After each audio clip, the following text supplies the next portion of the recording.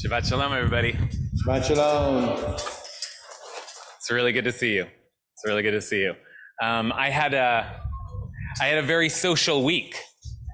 I did. I had two friends staying with me. Drove down from Sacramento. They're vaccinated. I'm vaccinated. It was like a vaccinated party. And I had people in the house. I live alone. You know, I had people in the house all week, and we had breakfast together.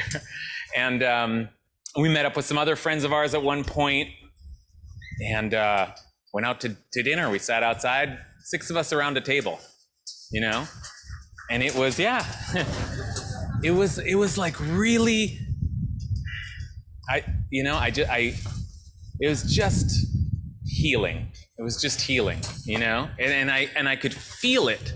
I could feel just like to look around and see people I love around me. And I could feel them. Like I felt like I could feel their presence. Like 3 feet away is close now, you know? And I could feel it, and it felt good, and it felt right, and it felt curative. And I think that I felt something of what the children of Israel are feeling right now in the cycle and the journey through that we're tracing through the Torah. We're at the beginning of the book of Numbers, and the book of Numbers begins with a census. So it's like, that's why it's called Numbers. It begins with a counting, and that takes like many chapters. There's like counting of all the numbers, and then there's like a formation. They get into these camps, and they're all standing under their flags, and it's like this big march, this big procession. It's a whole deal, the census. And there's lots of debate. Like, why now? Why is there a census? What's the meaning of a census? You know, like, and it seems related maybe to war. They're preparing for fighting. They're going out now. They've left Egypt. They've stood at Mount Sinai, and now they're going out into the desert to head towards the promised land. And they don't know yet that that's going to take them 40 years, right?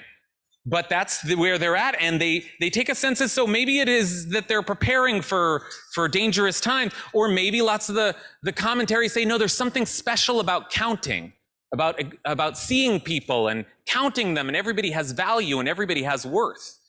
But I this week was feeling like, you know, I think one of the reasons that they held a census just now is just so that people could see each other. Just so that like they could all get together and just look around and see each other, see themselves amidst all of these people, right? Just for a moment before they headed out into their journey, I'm sure they weren't always clustered together, and they wandered, and there were stragglers in the back and those who raced them. But for a moment, they're all together. And I think part of the point is just look around. Look around right now. Look around right now. Look, these are your people. You're with your people. And it's good to be with your people. It's good. It's necessary. And in fact, to make my case, I would point out that the language that the Torah uses for taking a census, do you know what it is? It's not count, right? It's not count. It's not take account of. What is it? Se'u et rosh. Lift up their heads. That's the language that the Torah uses. Se'u et rosh kol adat b'nei Yisrael. Lift up the heads of everybody in the congregation of Israel. Lift up their heads. It's like amazing language. That's how they talk about counting, is lift up. And I guess it sort of means like, you know, tap their heads or count heads or something like that. But I think that the meaning is deeper. There's a kind of pick up your head, look around. Take your people in, take it in, take them into account, right? See where you are amidst all your people. Pick your head up. Pick your head up. It reminds me of that, there's a great Tupac song when I was in high school, right? Keep your head up, right? Keep your head up. You got to keep your head up. And that's not just, that's a message that we need in trying times. Keep your head up. Keep your head up. That's a phrase. My father used to say, chin up.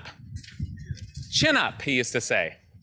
Right? He always used to say it. I remember that. And whenever he would say it when I was leaving. Keep your chin up. Keep your chin up.